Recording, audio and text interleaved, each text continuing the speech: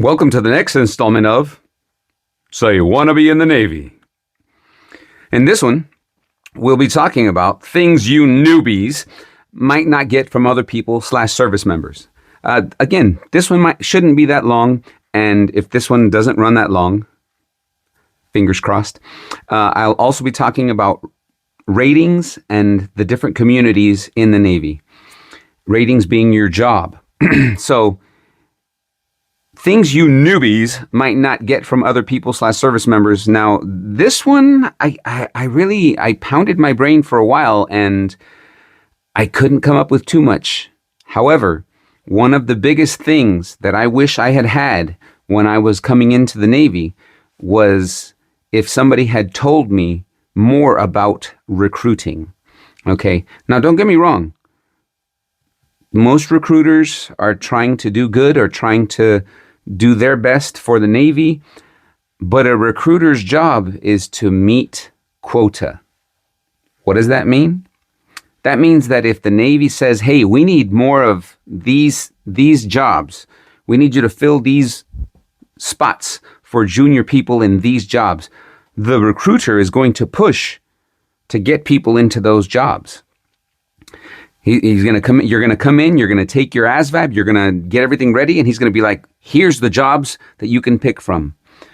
It might not be all the jobs that you're actually eligible for, but it's the jobs that he has to fill.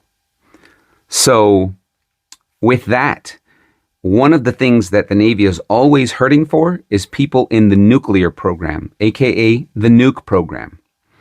I was in the nuke program when I came in, when I got into the Navy initially. And on my other YouTube channel, I actually have a couple stories about that. But I digress. The nuke program it's an A school and a C school. It's a whole pipeline where you basically get ready to be one of the operators in a naval nuclear power plant.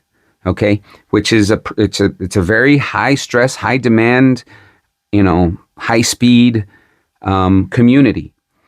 But the thing with the nuclear program is you're either going to be on an aircraft carrier or a submarine. And those two are completely different and distinct from each other. The pipeline for submarines is in a completely different geographical location than it is for the surface sailors. So if you're being told that you're eligible for the nuclear program, understand that yes, there are lots of incentives and lots of bonuses, but it's also going to be a pretty lonely existence because the nuclear sailors are the first ones on the ship and the last ones off. When you're practicing to go underway and you're a nuke sailor, you're going to be like I said, the first one on and the last one off.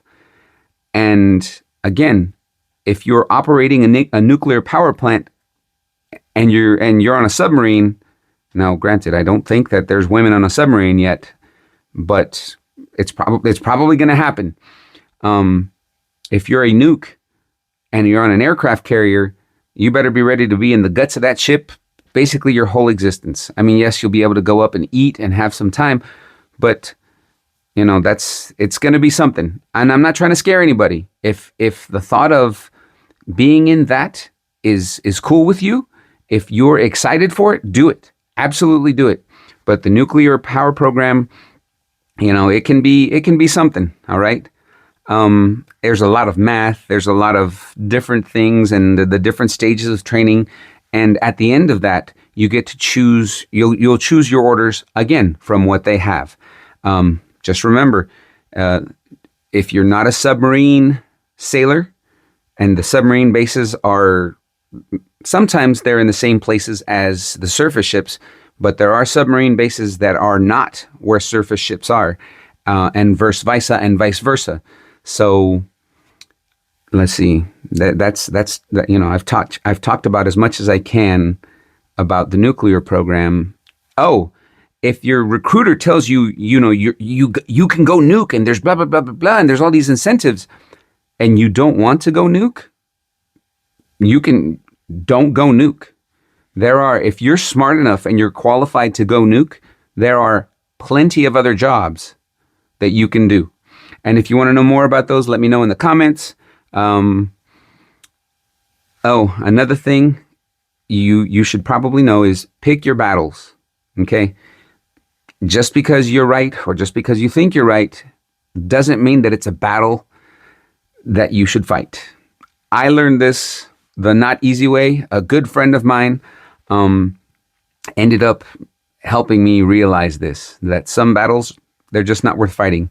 And another thing that you should know is if you are going to pick, if you're going to fight the fight, make sure that the regulation is in writing and it completely supports your stance, because that's what people are going to go to when they're trying to get you in trouble, or when they're standing against you. The regulation, the paper. What does it say on black and white? Make sure you know that black and white before you start to pick a fight with anybody, whether they be the same pay grade as you, and especially if they're from a pay grade above you. So, pick your battles. And as I'm sure you've already been told multiple times in your life up until now. But if not, pick your battles. All right, up next, and this one, again, ran long. I'll be talking about ratings and the different communities of the Navy.